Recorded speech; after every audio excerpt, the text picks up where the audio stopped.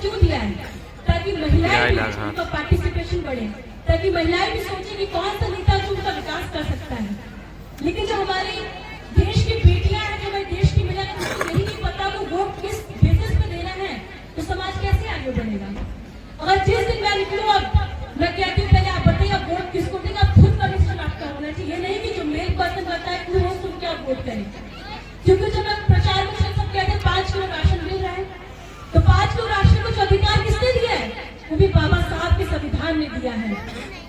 मैं आपसे यही कहूंगी कि किसी भी समाज से आए, लेकिन अगर आपको पढ़ने का अधिकार दिया है, बोलने का अधिकार दिया है, एफआईआर दर्ज करने का अधिकार दिया है, हक की लड़ाई लड़ने का अधिकार बाबा साहब ने दिया है, लेकिन आज कुछ ऐसी ताकतें हमारे देश में जो उनका सम्मान नहीं करते हैं।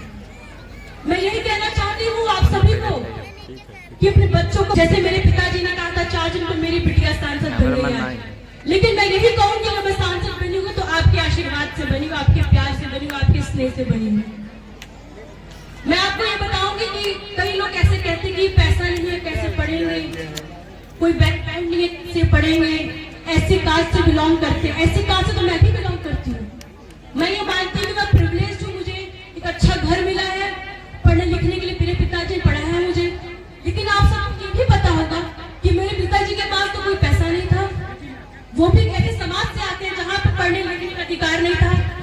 मेरे दादाजी किसान थे, खेती करते थे। मैं आपको स्टोरी इसलिए सुनाती हूँ कि जो लोग सोचते हैं कि मैं बहुत कमजोर हूँ, मैं ऐसे छोटे दलित से आके अभी ऐसी कास्ट से बिलोंग करती हूँ, ऐसी कास्ट से बिलोंग करती हूँ, ओबीसी से बिलोंग करती हूँ, किसी बैकवर्ड कास्ट से बिलोंग करते हैं, वो मैटर नहीं करता है।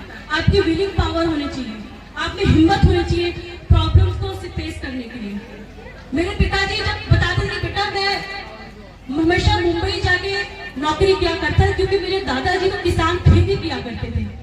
जब हमारे पिताजी स्ट्रगल कर रहे थे उस हमारे जो दादा दादी उनकी डेथ हो गई थी, तो कहते थे कि बेटा मैंने वॉचमैन की ड्यूटी भी की है, लेकिन मैं सोचता था कि कोई छोटी नहीं होती है। अगर आपको जिंदगी में आगे बढ़ना है तो आपको हर नौकरी करनी चाहिए, क्योंकि हर इंसान को दो वक्त की रोटी चाहिए होती है।